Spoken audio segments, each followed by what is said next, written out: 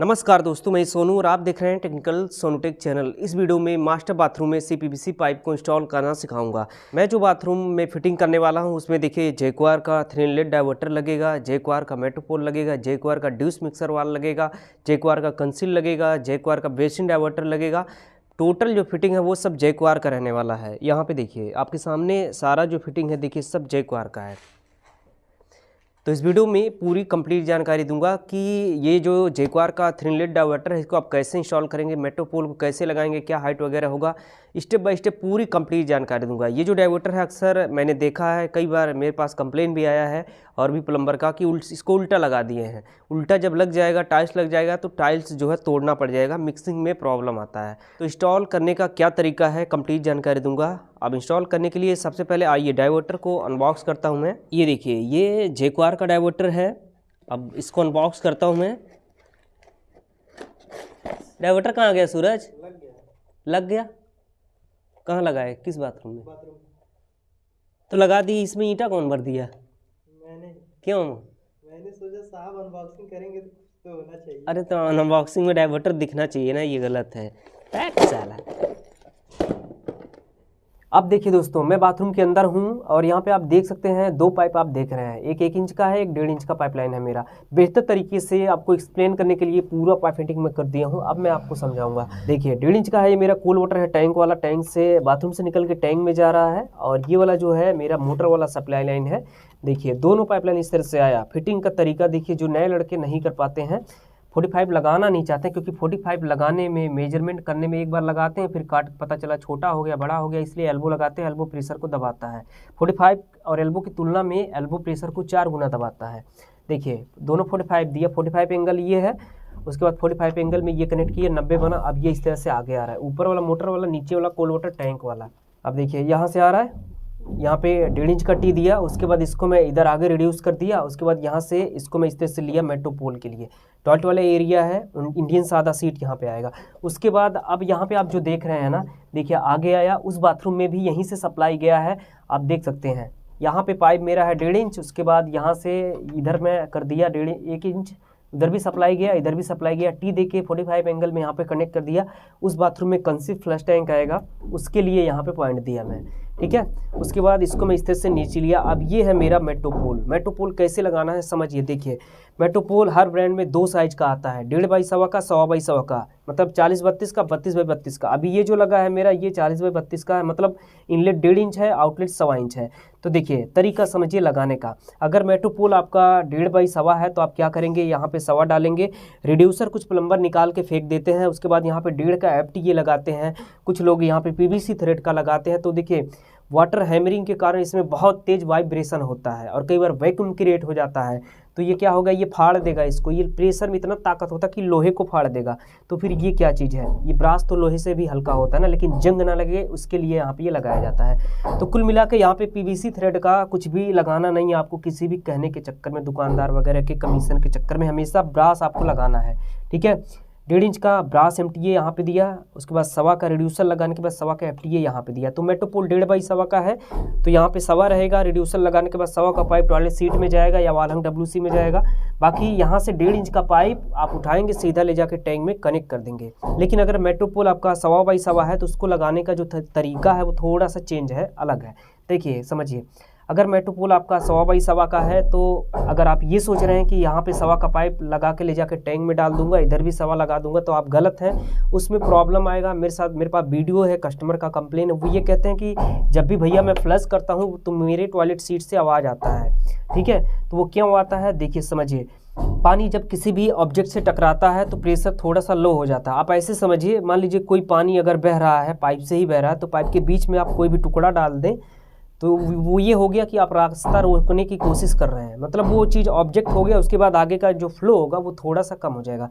मान लीजिए पानी बह रहा है, उसके बाद 2 हाथ से इस तरह से हाथ अपना बीच में लगा देंगे तो क्या होगा, आगे का जो फ्लो है वो थोड़ा सा कम हो गया, डिक्रीज हो गया प्रेशर। तो वही चीज़ यहाँ पे होता है, फ्लो डिक्रीज होगा, क्योंकि ये मेरा मेट्रोपोल ऑब्जेक्ट बन रहा है। मेट्रोपोल आपका चाहे 1.25 हो या फिर चाहे 1.5 हो, हमेशा प्रेशर डिक्रीज होगा, थोड़ा सा प्रेशर डिक्रीज होगा। तो लगाने का तरीका समझिए। अगर ये मेट्रोपोल 1.25 इंच का है, 1.25 इंच का पाइप प्लम्बर ले जाकर टैंक में डाल दिया, तो जब कोई फ्लश करेगा तो होता ये है कि यहाँ पे 1.25 इंच का जो पाइप है पूरा पानी से भरा है, लेकिन दबाने के बाद ये मेट्रोपोल क्या कर रहा है, प्रेशर को थोड़ा सा वाटर फ्लो को दबा दिया, तो होगा ये कि इस पाइप के बीच में गैप आ जाएगा, मतलब सवा का पाइप पूरा पानी भर के उसके अंदर नहीं जाएगा, क्योंकि जो है यहाँ सवा था, मेट्रोपोल थोड़ा सा दबा दिया तो यहाँ सवा देगा नहीं, इसलिए पाइप के बीच में, पाइप और पानी के बीच गैप आया। जब गैप आया पानी में तो एयर लॉक बना। एयर लॉक और पानी जब टॉयलेट सीट में निकलते हैं एक साथ तो वो आवाज़ करता है, किसी भी तरह का आवाज़ हो सकता है। मेट्रोपोल अगर आपका 1.5x1.25 है तो आप 1.5 इंच का पाइप बेशक यहाँ से ले जाकर टैंक में डाल सकते हैं। अब इसमें भी प्रेशर डिक्रीज होगा, लेकिन देखिए समझिए, यहाँ पे 1.5 है, यहाँ पे 1.25 है, दबाया, प्रेशर डिक्रीज किया, कितना डिक्रीज हुआ, अगर थोड़ा भी डिक्रीज होगा भी तो भी यहाँ पे 1.25 का पाइप पूरा पानी से भरा हुआ रहेगा। क्यों? क्योंकि यहाँ पे ये 1.5 है। कंपनी बेवकूफ़ नहीं है जो यहाँ पे 1.5 इंच का दी है कनेक्टर और यहाँ पे 1.25 निर्देश दी है लगाने का। ठीक है, मेट्रोपोल अगर आपका 1.5x1.25 है तो 1.5 इंच का पाइप डायरेक्ट आप कनेक्ट करिए। बाकी अगर 1.25x1.25 है तो 1.25 का पाइप यहाँ से आप थोड़ी दूर 1.25 ले जा सकते हैं, उसके बाद आप रिड्यूस कर दीजिए कहीं ना कहीं, तब जो आपका वो मेट्रोपोल सही तरीके से काम करेगा और वही मेट्रोपोल 1.5x1.25 की तरह काम करेगा। तो यही तरीका होता है लगाने का। उसके बाद अब सुनिए, मैंने अक्सर देखा है हाइट वगैरह इसका पता होना चाहिए। कमोड का कवर उठाने के बाद कवर यहाँ पे टकराया, पीठ से थोड़ा सा फोर्स दिया, उसके बाद फ्लश हो गया। मतलब कुल मिला के हाइट आपको पता होना चाहिए, कमोड का कवर जो है टकराना नहीं चाहिए। मिनिमम जो हाइट है देखिए इसका 40 रखेंगे, मैक्सिमम आप 42 इंच रखेंगे, यानी कि मिनिमम 40 मैक्सिमम 42 इंच रखेंगे। ये वाल हंग WC के लिए भी स्टैंडर्ड हाइट है, इंडियन सादा सीट के लिए भी स्टैंडर्ड हाइट है, कहीं भी कोई भी प्रॉब्लम नहीं आएगा। तो मिनिमम 40 मैक्सिमम 42 आप रखेंगे। ठीक है, उसके बाद अब ये जो पाइपलाइन है मेरा इस तरह से आगे बढ़ रहा है बाथरूम वाले एरिया के लिए, अभी मैं दिखा रहा हूँ। उससे पहले यहाँ पे देखिए, ये देखिए यहाँ पे ये जो लाइन आ रहा है ऊपर वाला, ये आप जो आप देख रहे हैं डाइवर्टर से होता हुआ बाथरूम वाले एरिया से, अभी मैं आपको दिखाऊंगा वो भी। ये है मेरा कोल्ड वाटर टैंक वाला सप्लाई लाइन, नीचे वाला जो है ये मेरा हॉट वाटर है। ये उस बाथरूम से टी लग के आ रहा है इसमें, और इसमें भी गीजर है। दोनों बाथरूम में अगर अलग अलग गीजर लगाना चाहें तो भी हो सकता है, या एक गीजर लगाएं तो भी हो सकता है। अटैच कर दिया है हमने। अब देखिए टी से इसको मैं इस तरह से आगे लिया और ये कोल्ड वाटर इस तरह से आगे आ रहा है। देखिए दोनों में ओवरबैंड लगा हुआ है। अब यहाँ पे ये पाइप आ रहा है ना, इसलिए दोनों में ओवरबैंड दिया गया है। उसके बाद अब ये दोनों इस तरह से आगे बढ़ रहा है। ऊपर वाला कोल्ड वाटर ये देखिए, अब यहाँ पे देखिए राइट से मेरा आ रहा है यहाँ पे कोल्ड वाटर सप्लाई लाइन, इसको मैं रिड्यूस कर दिया। वहाँ पे कोने में देखिए वहाँ पे बुश दे दिया, 1/3/4 का बुश देके रिड्यूस किया। इसको मैं इस तरह से बाहर लेके यहाँ पे कनेक्ट किया। राइट से कोल्ड है, लेफ्ट से हॉट वाटर है, नीचे से आ रहा है। उसके बाद यहाँ पे इस तरह से कनेक्ट है। अब देखिए यहाँ पे मैं आपको समझाता हूँ ये इसको बाहर क्यों लिया गया है। देखिए ये जो ड्यूस मिक्सर है ना, ये अभी प्लास्टर से पहले लग रहा है, तो इसका जो बॉडी है डाइवर्टर के मुकाबले ये है छोटा। तो अगर या मैं कोई भी, मैंने देखा बहुत सारे प्लम्बर इसको डायरेक्ट लगा दिए, उसके बाद ये टोटल अंदर चला गया, बाद में हैंडल लगा नहीं। तो अगर आपके साथ भी कहीं ऐसा हो गया है, ये बॉडी इसका डाइवर्टर का हो या फिर चाहे किसी भी वाल्व का हो, अंदर चला गया है, तो उसको रिकवरी कैसे करना है, मतलब बाहर कैसे लेना है, इसका वीडियो हमने दिया है, चैनल चेक करिए। तो देखिए प्लास्टर से पहले अगर आप लगा रहे हैं, बॉडी छोटा होने के कारण इसको आप थोड़ा सा बाहर लेंगे, 1 इंच बाहर लेना है। और या तो अगर आप डायरेक्ट इसमें लगाना चाहते हैं तो इसको सबसे पहले बाथरूम को प्लास्टर करवाइए, तब इसको लगवाइए। अगर जो है एक बढ़िया बाथरूम आपको बनाना है, लग्जरी फिटिंग वगैरह कराना है, थर्मोस्टेटिक डाइवर्टर लगाना है, तो प्लास्टर करवा दीजिए, उसके बाद आप इस तरह से करवाइए। देखिए यहाँ पे ओडिशा पैन इंडियन सादा सीट मेरा आएगा as per customer demand. Customer ने कहा कि मुझे हॉट वाटर कोल्ड वाटर दोनों चाहिए फ्रेश होने के लिए, इसलिए यहाँ पे ड्यूस मिक्सर वाल्व लगेगा। 2 तरह का आता है ये, मतलब एक का आउटलेट इसमें नीचे है और एक का आउटलेट ऊपर रहता है। शावर के लिए लेना है तो आप जो है वो अप वाला लेंगे, बाकी यहाँ पे टैप के लिए लेना है तो आप इस तरह से डाउन वाला लेंगे। देखिए स्पाउट के लिए पॉइंट यहाँ पे दिया मैं। अब यहाँ पे लेफ्ट या राइट करके यूज करेंगे, हॉट वाटर कोल्ड वाटर दोनों आएगा। टॉयलेट सीट के लिए लग रहा है, तो यहाँ पे जब भी आप लगा रहे हो तो ये चीज़ जब भी आप स्पाउट का पॉइंट दीजिए तो ये ध्यान में रखना है कि ये जो इसका हैंडल है ना, इस यहाँ पे ड्यूस मिक्सर का, वो 5 इंच नीचे यहाँ तक लटकेगा, तो उसके हिसाब से पॉइंट आपको देना है। अब इसका जो पॉइंट है स्पाउट का, टाइल्स वाले फ्लोर से मिनिमम 14 इंच रखना है, मैक्सिमम 16 इंच रखना है इंडियन सादा सीट के हिसाब से यहाँ पे। ठीक है, तो आप देख सकते हैं इस तरह से पाइप फिटिंग यहाँ पे कंप्लीट हो गया। इसको बाहर इसीलिए लिया गया है क्योंकि इसका बॉडी छोटा है। अब देखिए ये मेन है, ये सब मैंने आपको बताया, मेट्रोपोल हो गया। उसके बाद यहाँ से ये दूसरे वाले बाथरूम में जा रहा है और टी लग के यहीं से मोटर वाला टैंक वाला दोनों यहाँ पे मेरा इस बाथरूम में आ रहा है। देखिए आगे आया, देखिए टी देके इसको मैं नीचे लिया वॉश बेसिन के लिए, टॉयलेट वाले एरिया के लिए, फिर टी देके इसको मैं भेजा गीजर के लिए, डाइवर्टर के लिए।